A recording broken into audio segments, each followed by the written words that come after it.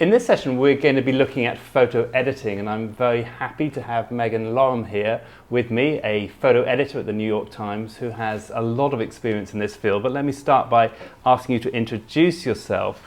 So could you tell us a little bit about how you came to becoming a photo editor and what you're doing right now in the job that you're presently in? So currently I'm one of two deputy photo editors at the New York Times.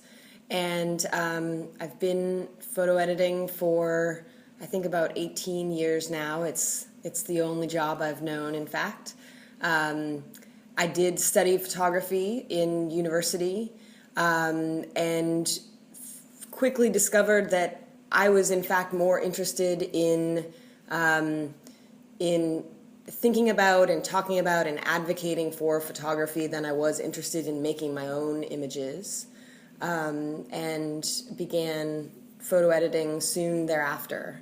I was a magazine photo editor for 7 years, and I then came to the New York Times in 2004. And since then, I've done a variety of jobs at the Times. Currently, I'm one of the editors who handles the page one photographs.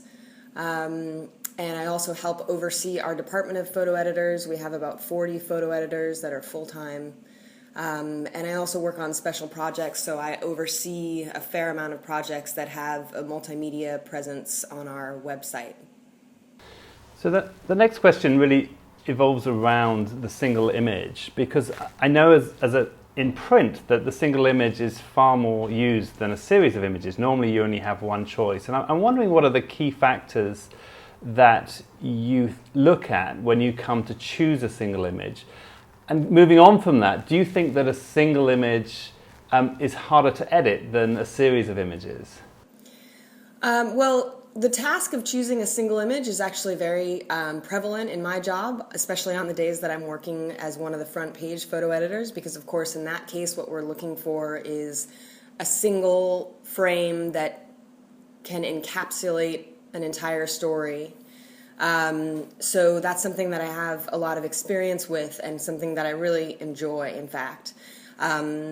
There are quite a few things that I'm looking for in that case. Of course, I'm looking for an image that is technically well made. I'm looking for a strong composition, although there are many variations on what that might be, of course. But when you only, are working with a single image, you really need something that is incredibly articulate. A lot of information needs to be conveyed in one frame. In some ways that can be a simpler task because you either have it or you don't have it. But in other ways, when I'm editing toward a photo essay or a slideshow or a layout of photographs, in many ways that can be an easier task because I have the ability of the editor, as an editor in that case, to build out the context of a story with multiple images. In other words, I may have a favorite image, but it doesn't in fact convey the crux of the story that I'm trying to tell. Perhaps I'm not seeing the context of a sense of place, or perhaps I'm not seeing an important detail that we need in order to tell the story. And so what I'm able to do when I have a layout or a slideshow or an essay is I can use the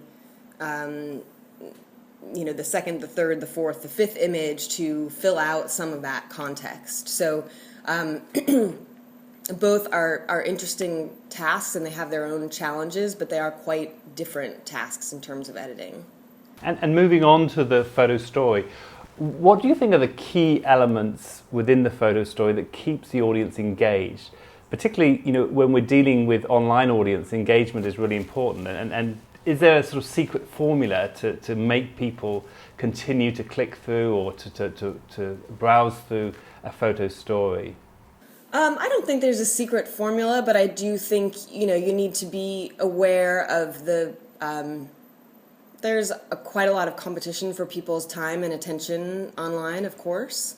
So the last thing you want to do is create a photo essay or a slideshow or an audio slideshow that is essentially just a repetition of images.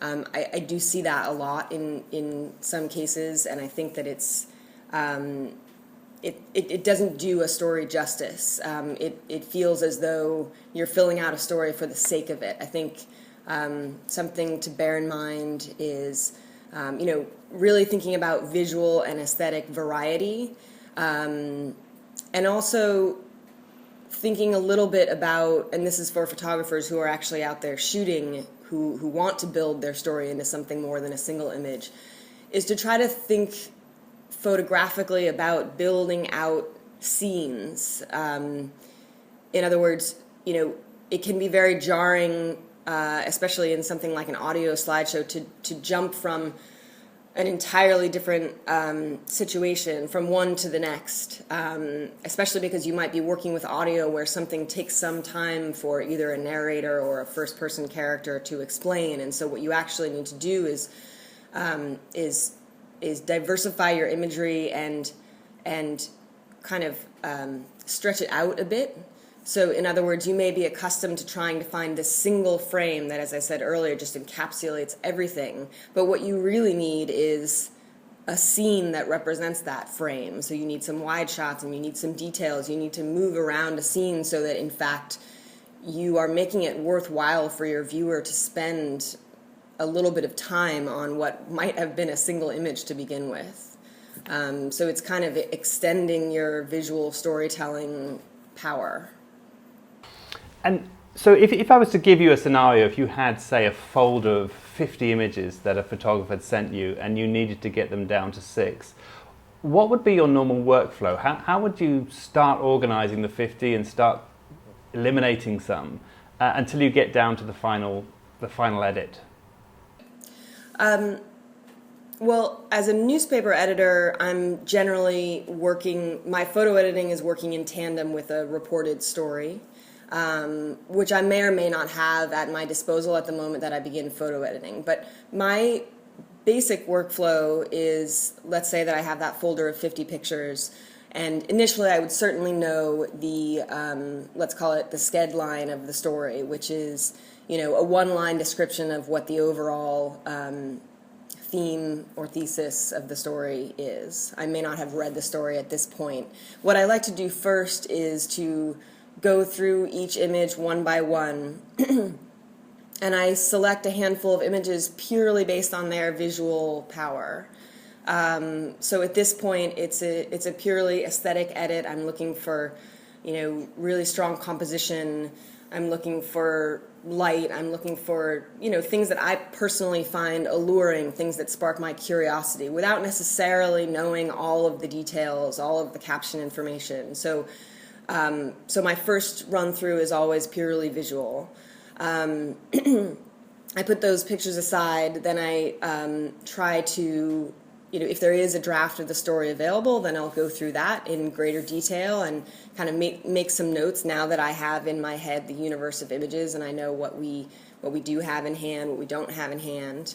And then I'll go through the images a second time, go through the original 50 images a second time, and create an edit of images that is more about finding what is specifically pertinent to the story, specifically illustrative of the story, and I'll set those aside in a different place. The final edit, and of course, it's really worth pointing out that the final edit is very contingent on what my product is. If I'm editing for a front page image, I will choose something slightly separate. If I'm editing for a slideshow or for a 2-page layout inside, there are different considerations based on how the content is going to appear. So for instance, if I'm looking to edit for a 2-page layout inside, then what I need to think about is what could work at a really big scale, what could work at many columns and read well, what other images might be legible at a very small size and where might they go.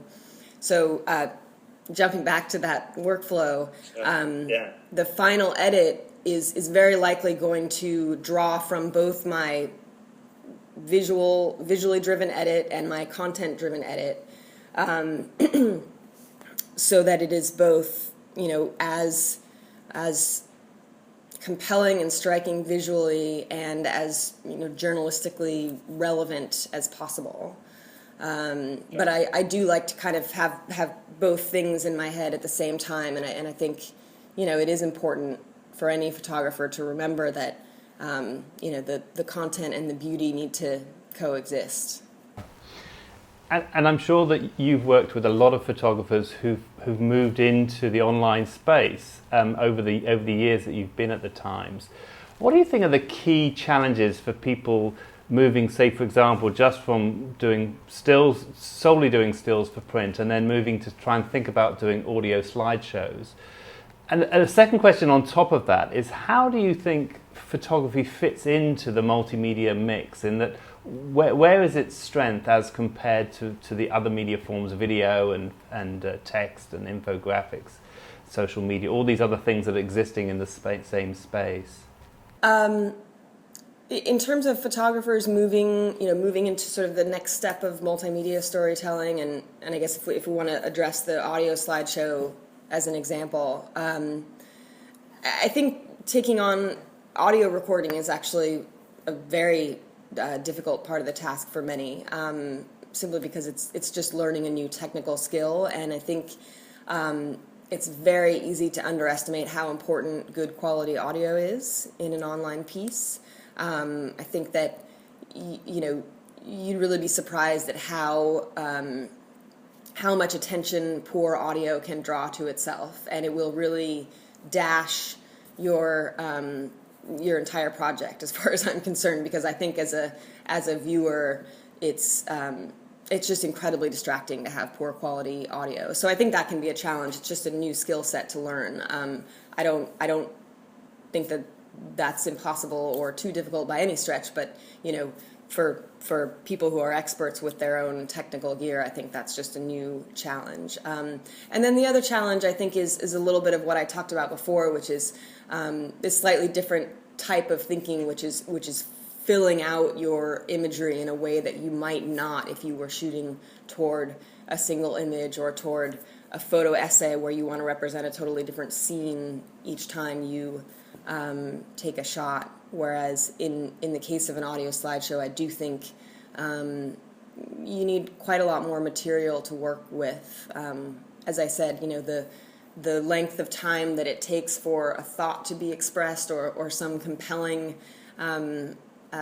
story to be told with audio just requires quite a lot more visual content. And that's quite different when you're shooting B-roll video, because you can string that out for quite a long time. But in some ways, I think some photographers have to learn to treat their still shooting a little bit more the way video shooting is treated. As I said earlier, sort of like composing a scene out of many stills. As far as the power of photography in that medium, I mean, I am a really strong proponent of photography in the digital space. I think video is very powerful. I think a lot of talented still photographers make incredibly talented videographers. But I really don't think you can understate the power of an incredible still and the impact that has for a viewer, the ability to actually rest on a frame, and when a frame is really well made, to be able to kind of to take it in while you're simultaneously taking in audio. If you've got a really beautiful frame, one of the things that I'm often trying to do when I'm editing audio slideshows and other multimedia is to slow the pace down in order that the viewer can really absorb the beautiful photography. And I think that that's a much more pleasant viewing experience. Obviously, you don't want it to drag along, but I do find that sometimes fewer, slower moving images can make for a stronger piece. So I personally have no doubt about the power of still photography in the context of multimedia. I mean, I think that obviously there are lots of tools at a multimedia journalist's disposal, but I certainly don't think that that photography should be anywhere but very high on the list. And just one final question. If you had one tip for a photojournalist that you would like to tell them, I mean, you think every photojournalist should know about photo editing. The number one thing that you would say to them, what would that be? About editing. I think that one really important thing to remember, this may sound incredibly self-evident, but as a photographer, I think to bear in mind that the people who will be consuming your images and absorbing your images way down the line, you really need to remember that they are not there with you. They are not having the experience that you're having in the location where you're shooting or with the subject that you're shooting. And what I mean by that is, when you're out shooting, you're having a certain experience. You are taking in quite a lot of context about the place and your reactions to it. But what I think you need to bear in mind is that the viewer or your editor, all they have to work with are the frames that you send them. And so I think that that's just an important thing to think about, because something might be more powerful, an image might be more powerful for you because you know all of that context. So part of what you need to think about and shoot toward is making sure that you're conveying all that with your images or with your set of images to someone who doesn't have a sense of the place or the light or some little details that you might be noticing. It's sort of, just remember that you need to take us there with you virtually. It does, Meaghan. Thank you so much for your time. It's been an enlightening discussion, and I hope that the people that watch this will get as much as I did out of it. Thank you very much.